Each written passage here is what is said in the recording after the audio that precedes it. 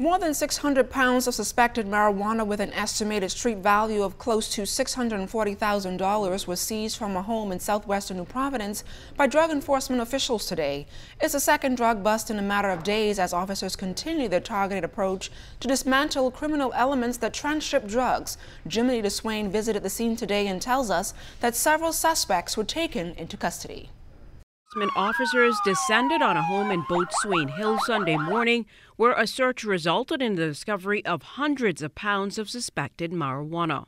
When ZNS News arrived on the scene, which is just outside of Coral Harbor, DEU officers were still searching a home and an apartment with its K-9 unit in tow. DEU head Chief Superintendent Samuel Butler said a tip led officers to the home around 8 a.m. where, armed with a warrant, they executed the search. At the premises, we meant 3 males, adult males, and an adult female. 2 of the adult males are of foreign nationality. While we are early in our investigation, we are able to tell you that we were able to seize a large quantity of marijuana that was concealed on the premises here in this West End community. DEU officers said they removed 633 pounds of suspected marijuana from the property. The drugs have an estimated street value of $633,000. Butler admits officials are seeing a link between serious crime and drugs. To remain committed to the cause of removing illegal drugs from our streets.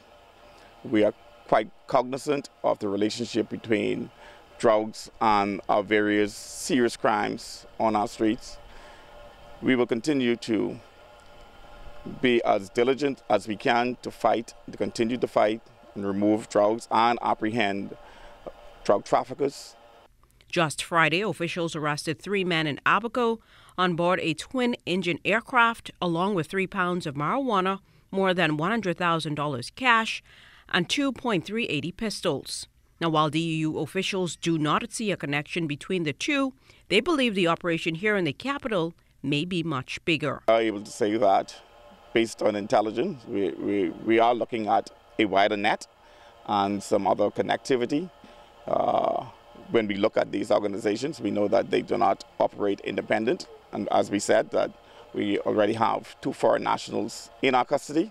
We'll continue to pursue those lines here locally in the Bahamas and with our international partners through other jurisdictions, other countries. Butler had this warning for persons who benefit from illegal operations. We know that because of the finances that can be gained, we call it the ill-gotten gain from illicit drugs, there are persons who are persistent in the effort, but we want to say to them, as you're persistent in your effort, drug enforcement is even more persistent.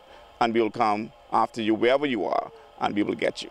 Now, as officials continue their investigation, it's likely that suspects could appear in court as early as this week. Jimmy Boatswain, ZNS Network News.